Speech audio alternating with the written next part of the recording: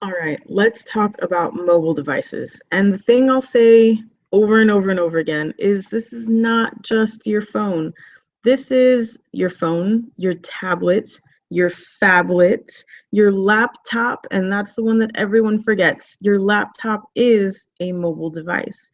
So we're going to be talking about all of those things together and separately in this chapter. So just remember, it's not just about your phone, it's about your laptop too. And that's actually the most common mobile device that we're going to be troubleshooting in the field as an IT tech. People that work on phones are specialized in that thing, but laptops are still considered computers, PCs per se. And we've got to know what's on them, how they work, and how to fix them. So let's jump into all this goodness here and talk about mostly our laptops.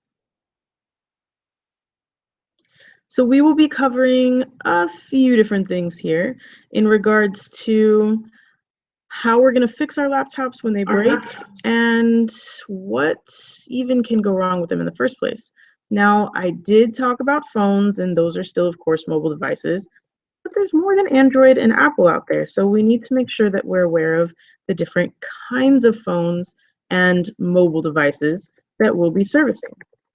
So first and foremost, what's a laptop and what pieces do they have?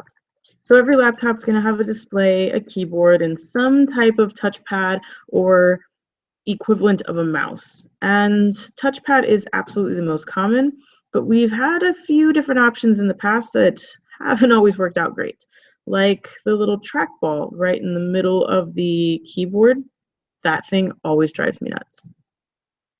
So some of the other things that we need to consider are the case or plastics around our laptop itself. We need to make sure that we're taking care of it physically, but that's the defense that our laptop has against all the horrible things we do to it. Throw it on the couch, put it on the desk too hard, maybe nick its corners or try and shove it into different bags with things that it shouldn't be around. So the plastics are the outer shell of our laptop. Most laptops have speakers built into them. Some of them aren't the best speakers, but they're there. Of course, you have the battery, the DC jack, and the screen or monitor itself. Now, the DC jack is the most replaceable or most common replaceable part of a laptop. And that's because we're plugging it in and unplugging it and plugging it in and unplugging it, sometimes multiple times a day, 7 days a week. And that means that part is being moved around and pushed on and pulled on more often than anything else. So a lot of times when our laptops are not charging, we think, oh, the whole thing's dead, right? It won't hold any power, or power won't go into the laptop. And essentially what's happened is the DC jack has just been pushed around one too many times, and it finally snapped, and it's now disconnected. So that's one of the easiest things to troubleshoot in a laptop that's not really getting power. So some general overall rules is you need to make sure that your laptop has adequate cooling. These things can get hot really quick, and all of their parts or pieces are pretty confined. They're all in a very small area. So if there's not ventilation and cooling, things can get hot quickly, overheat, and maybe even melt. Another thing is, before you try and repair a laptop, you need to look at what the warranty says you can and cannot do. I know Apple's are very specific. If you open the case of a laptop, you are going to void, usually, your entire warranty, which means they're not going to help you fix anything on that. So all laptops have ports, and the ports will be different depending on what laptop you have, but usually you've got a few USBs, 2 or 3, hopefully a few more if you've got a bigger laptop. eSATA, which is that external SATA. For Apples, you have Thunderbolts. For anybody who can still hardwire to the internet, you've got an Ethernet port that you can plug an RJ45 into. Now, not all laptops, but most older ones still have optical drives, which means you can put a CD in the thing. And anytime you don't have a port that's essential, you can usually just use a USB adapter, which means you can plug anything into the adapter, plug that into your USB ports, and still use it as if you actually had the connector on your laptop. Now, express cards are not on every laptop, but on enough of them we want to talk about it. This is where you can put in a special type of card that was created by the PCIe. Now, that's a really long acronym. It will not be on your test, and for the most part, it's not going to be in your real life world. But some laptops have this card slot where you can put 34 or 54 millimeter cards, and they're just a different way of storing data on a solid state drive. Now, our function keys are our best friends and worst enemies if our drivers are not updated. This is where we can make our screen brighter, adjust our volume or mute our computer. We can turn on the backlight to our keyboard if that's a function that's in there. But the cool thing is sometimes we actually have some keys that we can customize ourselves. However, one of the worst things that can happen or cause the most frustration is when we push one of these keys and it does something different than what we want it to. And that's usually a driver issue. Now, docking stations are awesome, and I can't wait to get my new one. There are two different things on screen, and they're pretty similar, but there's just enough of a difference where I want to make sure you're aware. A docking station is something that you actually house or click your laptop into. You set it in, and it should have some type of audible click, and you can feel it take its place. Now, when it's connected to the docking station, everything that's connected to the docking station itself will now interact with your laptop, meaning that if you have a separate screen, if you have a wireless keyboard and mouse, if you have some external speakers, all the cool things that you want to plug into your laptop, you can plug into your docking station instead. And what in the heck does this prevent, and why would we use this crazy looking thing? Well, if you're like me, you take your laptop to work, you take it home, and you might take it to a coffee shop's or friend's house or whatever it may be with you. Do you really want to plug in a different monitor every single time you go back to work? Or plug in your keyboard and your mouse and your this and your that and your everything one by one by one? No one wants to do that. So we use a docking station to plug all of that into one device, and then we just plug our laptop into the docking station, and everything's connected beautifully. Now, a port replicator does just about the same thing, except for you don't place your laptop in it, you just connect it to your laptop, meaning that it's not going to click into place or have a little home or house that it sits in. Your port replicator will sit next to or behind or somewhere else around your laptop, but the exact same functionality is going to come from it. Now, laptop locks are crucial when we're in a big enterprise environment and we don't want anybody walking off with our laptops. You'll also find these in retail quite a bit for the things that are on display. Now, what are inside of our laptops that we need to take consideration of? Everything we've talked about so far being inside a full PC is inside of your laptop as well, except everything's much, much smaller and more compact. So there's a motherboard, a CPU, RAM, drives, cards, all of those things are inside, as well as your storage drives. And you probably, if you have a newer laptop, have a solid state drive, but some of the older laptops definitely still have the disk drives, meaning that there are spinning parts. Now, what's integrated into a laptop that may not necessarily be in your full-size PC is your webcam and your microphone. These are usually actually in the screen per se, or just above it in a laptop environment. And what we call that is the bezel, meaning around the display part. These are integrated into your laptop, but that does not mean that you cannot plug in upgraded versions and have them externally. So, laptop displays. The important thing here is, one, they tried plasma once. It was a total failure. You shouldn't have a plasma screen on your laptop. It's just bad for a few reasons. They're sensitive, they're heavy, they don't last long, and they're really susceptible to this thing called burn-in, where if you leave the same screen up too long, that screen will kind of be there in a shadow figure forever. But what is most common at this point are touchscreens are getting more and more popular in our laptop environments.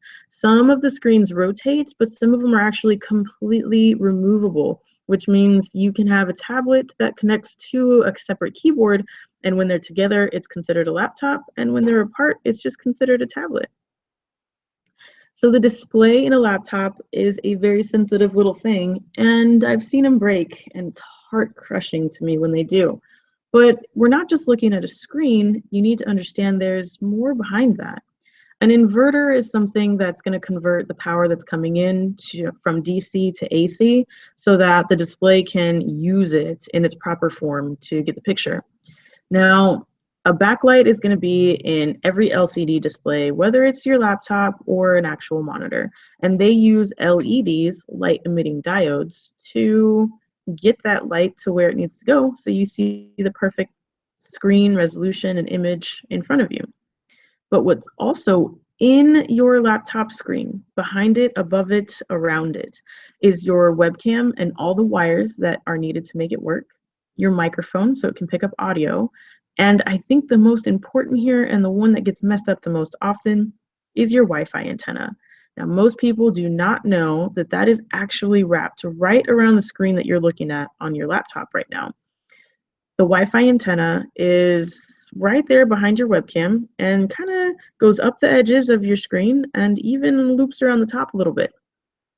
Now, if you ever have to replace a screen, I need you to just remember that these things are considerations in regards to being careful with them, not breaking them, and of course plugging everything back in where it goes when you do a screen replacement.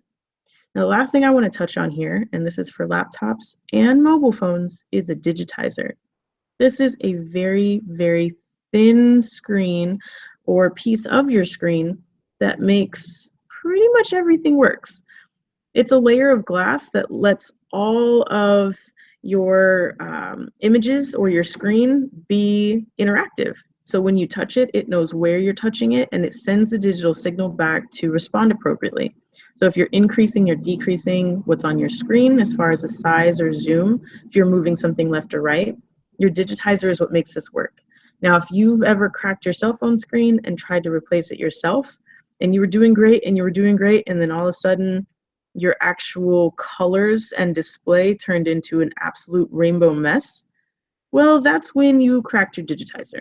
That's the actual expensive part of this whole thing. So if you're good at heating something up, taking a screen off of a cell phone and popping a new piece of glass in, master level. But if you've never done it before and you want to try it, just be careful because your digitizer can cost sometimes more than the phone to replace. Mini PCIe cards are important here because they're tiny expansion cards and we use them in laptops. All of our internal cards need to be installed and they are more than likely connected to a mini PCIe slot that is within your laptop. Now, our power supply and batteries are usually replaceable, but not in all laptops as far as the batteries, but the majority of them are. And this is one of the pieces that, to be honest, is lost more than anything else as far as the power supply or the plug-in part, right? The charger. A lot of times we'll leave those at school or work or lose them in a box of who knows where they go. And we're ended up going on Amazon and buying a new universal one. Now, the thing here is universal power supplies or chargers do work, but they are not the best option for you. If you ever have to replace a laptop charger, please spend the extra $2 to $5 to get the one that goes with your make and model of computer because it will end up doing you a lot of good. Now, one of the things to consider is in newer laptops, we have what's called auto switching, which means in the power adapter, it knows when something is done charging and it's not going to overcharge it or overheat it. That's not necessarily the case with fixed power supplies. And the other great thing is auto switching is going to be able to automatically sense how much power is coming from the wall and adjust it to the necessary powers that should be going into your laptop. Fixed power supplies are not necessarily capable of doing all of those things.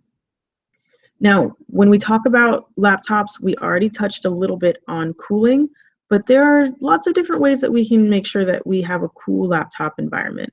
let me talk about what not to do that you have probably done in just the last few days. Please don't put your laptop on soft surfaces, pillows, blankets, couches. You do not want the air vents getting blocked and no air passing through. It's the equivalent of suffocating your laptop. And when it can't get air and it can't breathe, everything starts to overheat and that fan cannot do its job. So we've talked about laptops, their screens, their power, and when we remove that screen, it becomes a tablet. Now, tablets have an immense amount of options for operating systems, and these are just some of the options that you have here on screen. But for the most part, anything that can run on a tablet can also run on a smartphone. And there are different types of smartphones. iPhones and Androids pretty much rule the market, but Windows phones and Blackberries are still there. And there are even some kind of off-brand operating systems that are up and coming and making a big splash in the market. So when we talk about phones, remember that there are 4 primary categories or manufacturers here: Android, iPhone, Windows, and Blackberry. Wearables, of course, are mobile as well, and we touched on this in really all of its greatness when we did our intro. Smartwatches and fitness monitors are ruling the market right now, and these are going to track some really cool parts of our day. How many steps we're taking, maybe a heart monitor is built in, but you need to understand on the smartwatch side that features are expanding faster than they can get them on the test. But in real life, you'll need to know that these are full-blown phones themselves now. So they can make phone calls, text, turn-by-turn GPS are on a lot of smartwatches now. And the cool thing is that some of them have integrated SIM cards. So they are not as dependent on your actual cell phone itself. Now, this is in here again specifically because I want to remind you that phablet is a word, and it's between 5 and 7 inches screen size.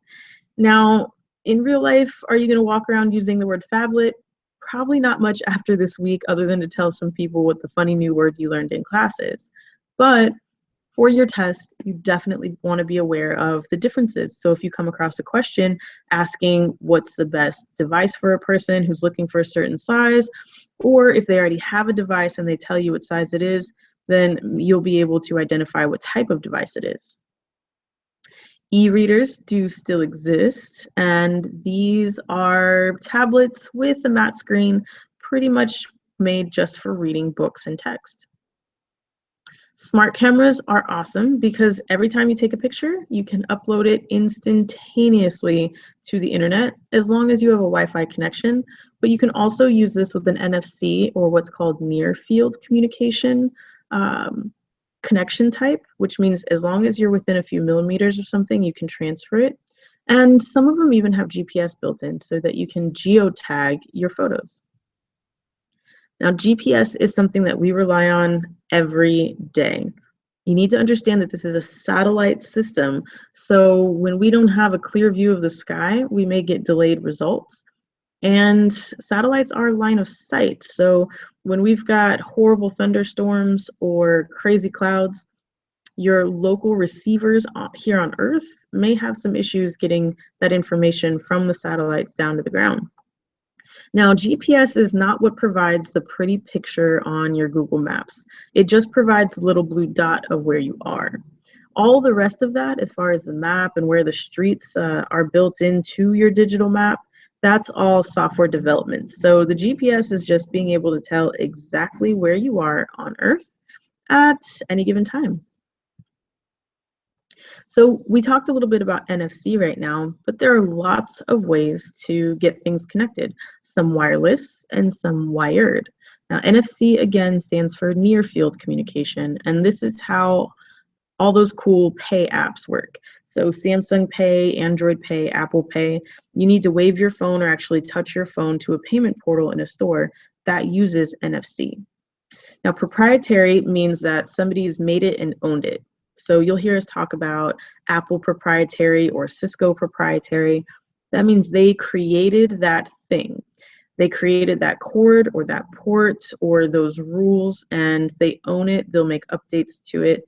Now, some proprietary things can be used with other devices, and some proprietary some proprietary cables or ports can only be used with that manufacturer. And Apple is a great example of Lightning and Thunderbolt. They are the only ones that can actually use those cables. Where micro USB or mini USB is non-proprietary, meaning that you can use USB with pretty much almost anything that you need to plug into these days. Now, Bluetooth is, again, in everything. Bluetooth is a standard, and it's not just a connect wirelessly to this thing. Somebody's actually trademarked it, written the rules for Bluetooth, programmed Bluetooth, and there are different standards of Bluetooth. Infrared is what your TV remote control works with. Before you had the app, so you could just do it from the couch even though you lost your remote. But infrared is a line of sight connection, and so if you have anything physically between you and the device you're trying to communicate with, it will not reach. And the last one we have there, which is a little bit covered on our slide, but is a mobile hotspot. And that's when you allow multiple devices to connect to the internet or network through your mobile device itself. So there are lots of different accessories that we can plug into our laptops, plug into our phones and our tablets. And here are just a few that are on the screen now. But anything that you can plug into a PC at this point via USB is going to be compatible with your laptop environment. And we have so many adapters these days that it's pretty easy to plug anything into our phones and tablets as well.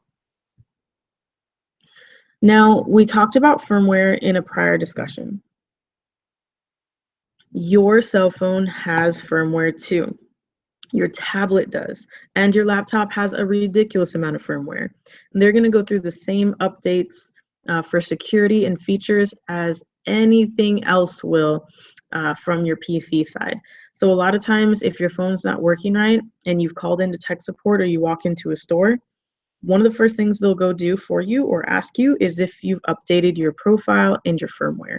And this is just to make sure you have the most up-to-date versions of everything that needs to be working in your phone. So IMEI number is an International Mobile Equipment Identifier. You've probably heard of that acronym as far as the unique number in your phone that they need to activate it. The IMSI number is the exact same thing, but just for your SIM card specifically. So your physical phone has a unique identifier, and your SIM card has a unique identifier. And that's what allows your phone company to know which phone you're on and what your SIM card is to activate your service. Now, these are slightly advanced beyond what's needed for A+. But your phone depends on being able to connect to a network through a few different ways. We have 2G, 3G, 4G. Of course, we have our Wi-Fi connections. But one of the things that it's reliant upon when it's on a mobile data network is roaming. So when it has a lesser connection or a non-direct connection to your network, it's going to go through roaming indexes and lists. So we'll get more into this when we get to Network Plus, which is a completely different course. But just to kind of give a little awareness there, you need to make sure that you understand that even if you're not within a network environment, meaning you can't connect with great quality to a tower, roaming is what allows us to still have data and voice while we're moving through what used to be completely dead areas. When you go to configure a cell phone, you're going to want to connect to email, Wi-Fi, some different Bluetooth devices, and you're going to go through a very similar process on both mobile platforms as far as Android and iPhone. But the screens are going to look a little different. So you'll see here that this is an example of the network configuration screen on both an Apple and Android device. Now, in real life, you may be configuring some of these things for employee cell phones or guests of your network to get online. So make sure you understand that even though you might be an Android user, there's probably a few people out there with iPhones that you're going to have to help. Try not to give them dirty looks and get them online and let them go on their way. Now, Bluetooth connectivity is something that we've all gotten used to, and I am 100% sure you've connected to something, to a Bluetooth device with your phone at some point. But what you probably didn't know is you're actually completing a 7-step process. Now, for us, it's really easy. You pair the things, you make sure they work, and you go back to your normal life. But there is a process that they want you to know about, and it consists of these 7 steps. You have to enable Bluetooth on both devices and make sure that they're discoverable. Now that Bluetooth is on, you have to enable pairing so that they can make a connection to each other. On one of the devices, you will go and search for the other device and make sure that it's ready to pair. Now, sometimes you'll need a PIN code, but most of the times now it'll just ask you if the PIN matches on both screens, so you don't have to enter it anywhere.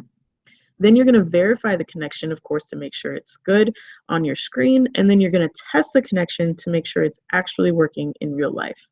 Now, that sounds a little bit more complicated than it needs to, but in all reality, you go through all of these steps in your 5 seconds to get something paired.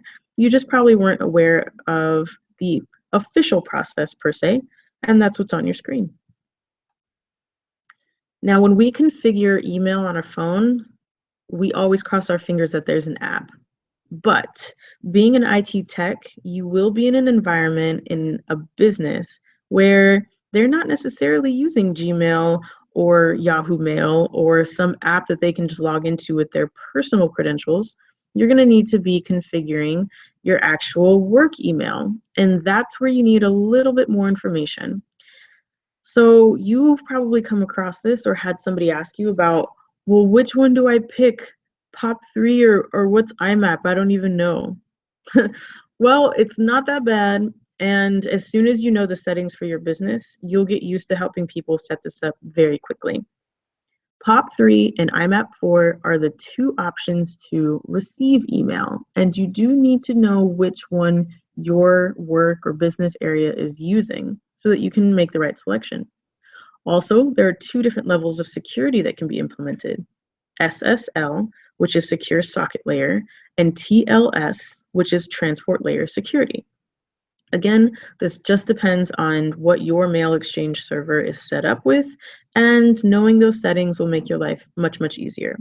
Now, the ports is usually where people get lost because they have no idea what numbers belong in there. Well, if you're using unsecure ports for your incoming and outgoing, there are only 3 options: 25 for your outgoing email, 110 or 143. Those are POP3 and IMAP4 port numbers.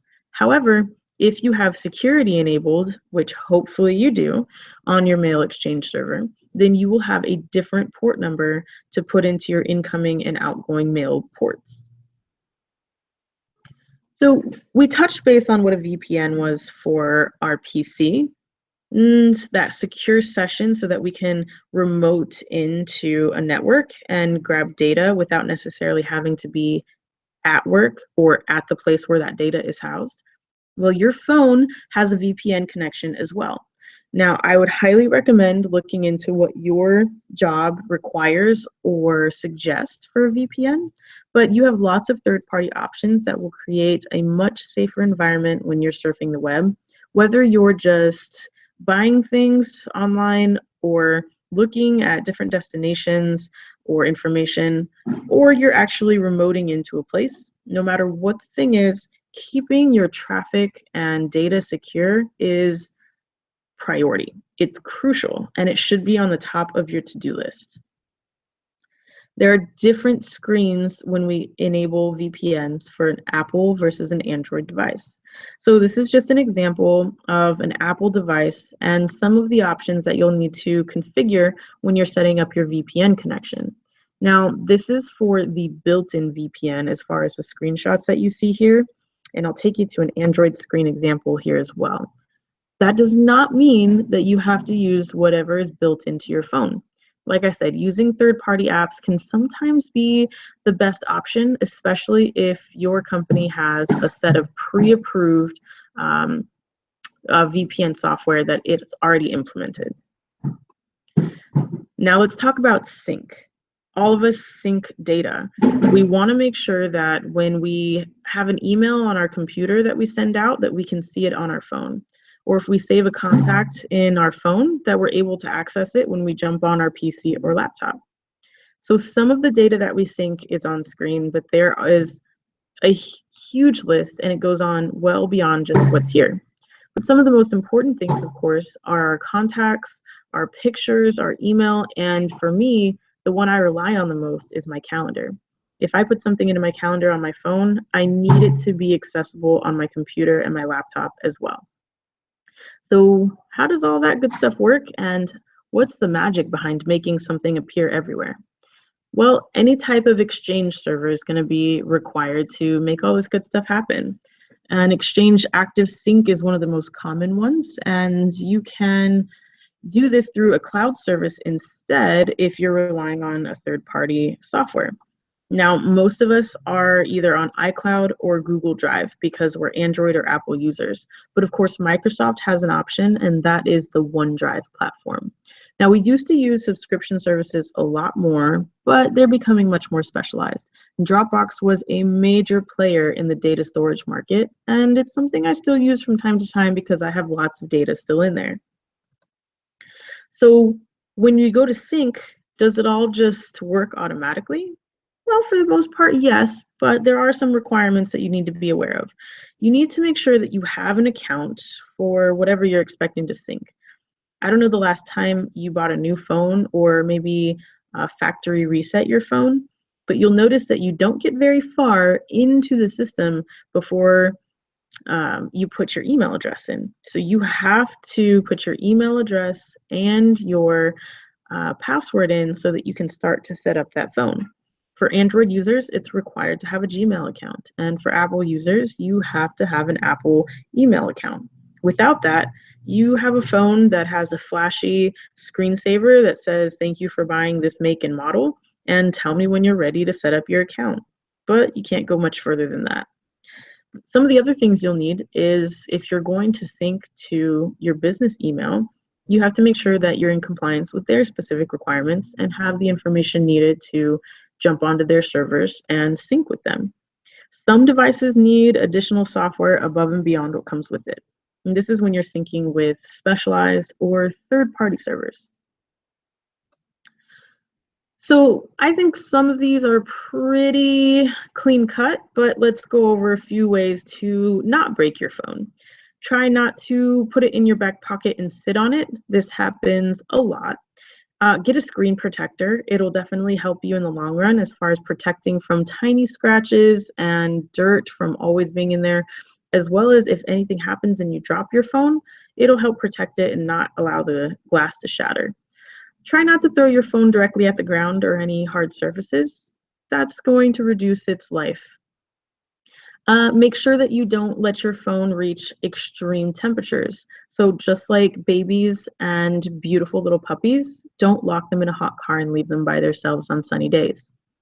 Maintenance-wise, you want to make sure that you're cleaning your phone and your laptop on a regular basis. Clean the screen and make sure that the vent on your laptop is free of any dust so that, again, it can breathe. Make sure that you don't overcharge the battery and don't let that thing overheat.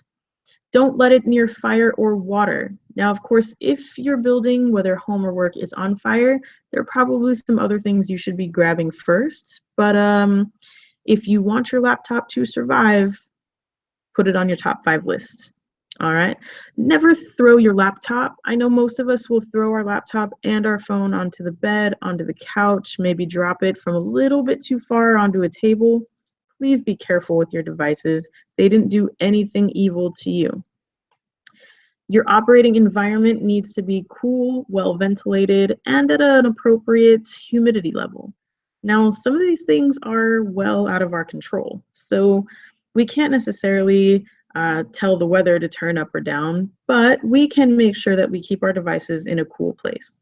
The same thing with humidity. If it's raining outside, please don't just carry or open carry your devices. Put them in a safe place, whether for ladies it's your purse, for men it's your MERS, or whatever cool bag that you have, laptop bag, backpack, whatever it may be. but try and keep those away from direct contact with water.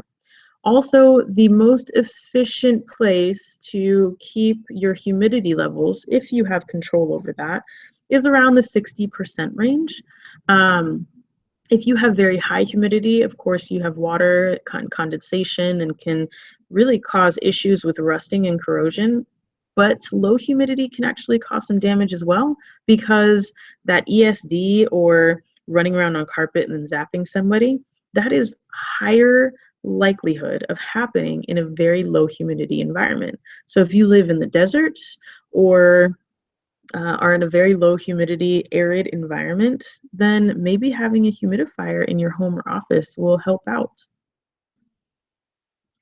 Now, there are some device issues that are more common than others, and my favorite to troubleshoot is display issues. So if your screen is really, really, really dark, and for some reason when you go outside you can't see anything on your phone, the first thing I want you to try is turning the brightness up. This is an adjustable setting. Same thing for your laptop screens. Your monitor has an adjustable brightness setting, and a lot of people forget about those really simple things when it comes to display issues. Your device temperature, again, is just something that you always want to make sure you try and keep it cool. Never put them on soft or hot surfaces. And a ghost cursor is sometimes the most frustrating, but all you need to do is clean your touch screen, clean your touch pad on your laptop, and that should usually alleviate any pointer drift issues, which is when your mouse floats across your screen without your permission and without your help and against your general want and knowledge, right? You see it on the screen there doing that. Really just clean some things and make sure you're taking good care of your devices. Your keypad is the same thing. Make sure you're keeping it clean. Make sure you're not eating or drinking around your keyboard so that it doesn't get nasty. Update your drivers if for some reason your keys or your function keys are not working the way you want them to. And make sure that if you have any non-standard keys, or if you have a keyboard where the keys are in a different place, that you make yourself aware of what they are, what they're for, and maybe see what the alternative is. Now, what in the world am I talking about? Now, most of us have a QWERTY keyboard in front of us. We have numbers on the top. And for a full-size keyboard, we have that thing called the 10 key on the far right side, which is kind of like the number pad on your phone, but upside down. Well, if you have a Google Chromebook, you'll actually have a little bit different style of a keyboard where you're completely missing your delete button. Your function keys are only function keys in regards to they're not dual function like most of our Windows keyboards and Apple keyboards are. And you've lost a few other buttons as well. I'm actually looking at a Chromebook right now and seeing that it has a really compact, what they call island style keyboard. Now, if you have an Apple, you know that you have different keys than most Windows users. So this is one of those non-standard keys or just different keys to the keyboard options that we have. Anytime you have an issue on your touch screen, the first thing you want to do is clean it. Just wipe it off with an approved cleaning material, which is not water, it's not spit. I have seen too many people do that. Please get a clean, soft cloth and a screen cleaner if you have it, and just wipe it off. Make sure if you're wearing gloves that they are touchscreen gloves. A lot of people get really frustrated that when they're wearing their gloves on a cold day or a rainy day, that for some reason they can't touch their screen. Well, there are certain gloves that you can use that the fingertips are compatible with touchscreens so that you don't have to take your gloves off to use your phone. Now, some connectivity issues that we see pretty often is on our mobile devices is Wi-Fi not working at all. And one of the simplest things to check here is Wi-Fi enabled? Or is your do you have airplane mode maybe enabled on your phone or your tablet? Some laptops actually have airplane mode now too, but there's a toggle key, whether it's a physical key or an on-screen option that you can turn Wi-Fi off and back on. The same exact thing with Bluetooth, so make sure that those tools are enabled before frustrating yourself with why you can't connect to something. Now, if you're ever going to take something apart, I highly recommend that you go on the manufacturer's website and get familiar with what you're about to do, because there are a million tiny parts in our cell phones and our tablets. And the other thing you want to make sure you do is to put all the parts back. If you're one of those people that has one or two extra screws at the end of pretty much every project, taking a cell phone apart is probably not for you, because those screws are important here, and we're not going to call them extra parts at the end. So when you take this apart, please label all the screws and cables and tiny things that have come out of your cell phone. You might want to get a plastic, girls, we had the caboodle per se. For guys, I think the closest thing I've seen are fishing tackle boxes, where you have little tiny boxes to put a lot of things in. Using something like that to organize the individual parts that you'll need to keep track of, so that they don't roll off of a table or find their way away from your pile of things, it makes it life-saving and much easier to put each one of those little screws or components into its own individual box, which is already labeled, so that when you go to put your things back together, you know what's going on. All right, you have made it through the mobile device section. Now, that was a lot of information. Most of it was probably not new, but a good refresher for you. And I want you to know that that stuff is really important as far as troubleshooting. Things go wrong all the time, but we need to set up and configure successfully. And then when they break, we need to be able to troubleshoot and fix. So mobile devices are made up of not only our phones, but our tablets, phablets, and our laptops as well. Remember that, and you will have no problem with your mobile device questions on your tests and when you start to troubleshoot in real life. See you soon.